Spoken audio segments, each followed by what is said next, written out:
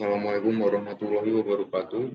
Perkenalkan, nama saya Muhammad Rangga Yusan Darmawan dari kelas 10 OTKP 2 ingin mempresentasikan materi lambang komunikasi.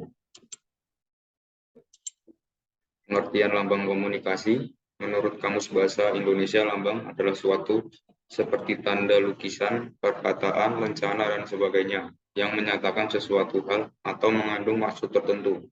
Menurut Ensiklopedia Indonesia, lambang adalah suatu tanda atas dasar kesepakatan atau persetujuan bersama, meliputi juga semboyan dan kata-kata sandi serta berbagai tanda umumnya.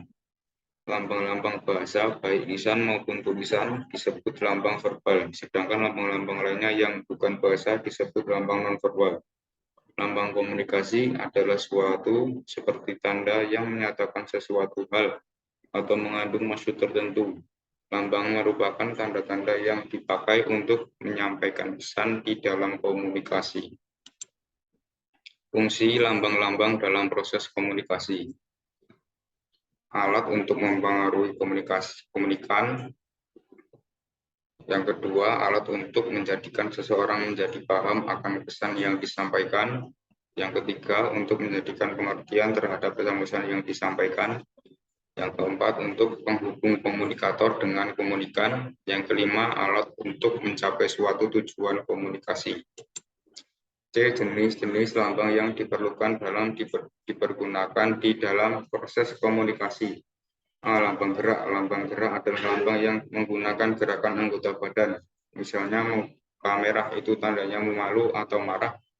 Menggelengkan kepala itu tandanya tidak setuju, mengangkat telunjuk tangan yang didekatkan dengan mulut tandanya jangan ribut, dan sebagainya. B. Lambang suara.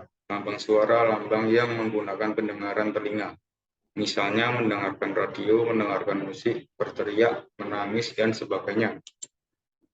Lambang warna. Lambang warna adalah lambang yang menggunakan warna-warna. Misalnya lampu merah di dalam lalu lintas adalah merupakan tanda berhenti bagi semua kendaraan, dan warna hijau tandanya semua kendaraan boleh berjalan. Lambang gambar. Lambang gambar adalah lambang yang menggunakan gambar-gambar, misalnya iklan di surat, kabar, atau di televisi menggunakan gambar yang menarik. Gambar lalu lintas menggunakan gambar-gambar yang mempunyai arti tertentu. Ini lambang bahasa. Lambang bahasa adalah lambang yang menggunakan bahasa baik, lisan maupun tulisan. Bahasa lisan adalah bahasa yang dilisankan, diucapkan, atau dibunyikan. Contohnya terdengar nada lagu, irama, sedangkan lambang tertulis adalah lambang yang ditulis. F. Lambang angka. Lambang angka adalah lambang yang menggunakan angka-angka, misalnya alat menghitung, mistar, meteran, kode-kode telepon, dan sebagainya. Lambang komunikasi selalu memegang peranan yang sangat penting, sehingga manusia berkat kemampuan akalnya, pengetahuannya, mampu menciptakan lambang-lambang yang dipergunakan dalam berkomunikasi.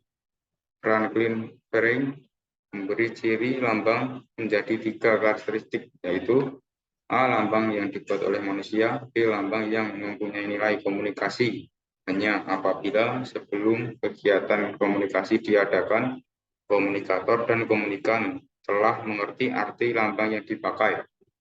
C. Lambang dipergunakan dengan maksud untuk mengadakan suatu situasi baru.